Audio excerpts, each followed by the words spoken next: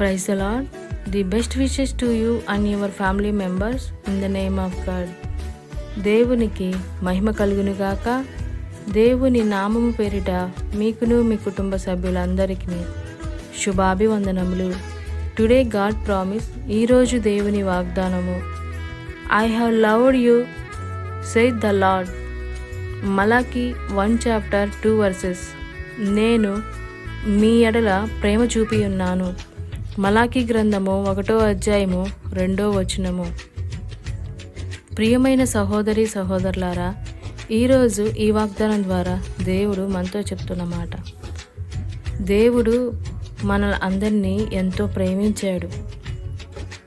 కానీ మనము దేవుని ప్రేమను కొన్నిసార్లు అపార్థం చేసుకుంటాం.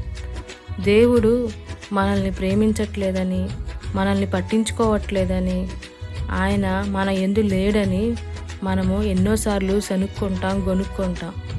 కానీ దేవుడు ఎల్లప్పుడూ మనల్ని ప్రేమిస్తూ ఉంటాడు. ఆ ప్రేమ ఎంతో బలమైనది.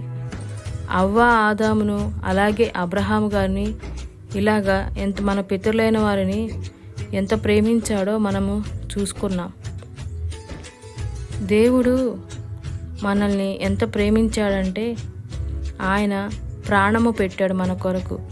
మన శాపములు, మన పాపములు, మన దోషములు, మనము నరకం నుంచి తప్పించబడడానికి తానే రిక్తునిగా మారి ధనవంతుడైన మహారాజుగా ఉన్న మన దేవుడు ఈ లోకానికి మనల్ని ధనవంతులుగా చేయుటకు, మనల్ని దారిద్ర్యత నుంచి విడిపించి తన ప్రేమను వెల్లడిపరిచాడు.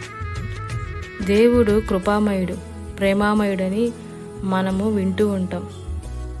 అలాగనే మన జీవితంలో ఎన్నోసార్లు మనలా త్రోసివేసినప్పటికీ ఈ లోక మనుషులు, కానీ దేవుడు ఎప్పుడు మనల్ని త్రోసివేయలేదు. ఆయన కృపా కనికరము మనకి ఎప్పుడు తోడుగా ఉంటాయి. కాబట్టి ఏదోమీయులకి, అలాగనే యాకోబు అంటే ఏశావు యాకోబు ఎలాగైతే అన్నదమ్ములు అయినప్పటికీ దేవుడు యాకోబుని ఎక్కువగా ప్రేమించాడు. ఎందుకంటే యాకోబు దేవుని యందు భయభక్తులు కలిగి దేవుణ్ణి ఎంతో ఇష్టపడ్డాడు, ప్రేమించాడు. దేవుని యొక్క మాటలను, ఆజ్ఞలను పాటించాడు. కానీ ఏశావు దేవుని యొక్క మాటను నిర్లక్ష్యం చేశాడు, దేవుణ్ణి తిరస్కరించాడు. ఎవరైతే దేవుణ్ణి తిరస్కరిస్తారో వారు శాపగ్రస్తులు అవుతారు, వారు శిక్షని అనుభవిస్తారు. కాబట్టి మనమందరము యాకోబు వలె దేవుణ్ణి ప్రేమించాలి. దేవుని యొక్క ప్రేమను మనం పొందుకోవాలి. ఆ విధంగా మనము దేవుని యొక్క అడుగుజాడల్లోనూ, దేవుని యొక్క మాటలు, దేవుని యొక్క చిత్త ప్రకారము మనమందరము దేవుని యందు నమ్మిక ఉంచి మన జీవితంలో దేవుణ్ణి ఎక్కువగా ప్రేమించే వారముగా ఉండాలని నేను మీ అందరినీ కోరుచున్నాను. ప్రార్థన. ప్రేమామయుడైన మా తండ్రి, మీకెన్నో వందనములు, స్తోత్రములు.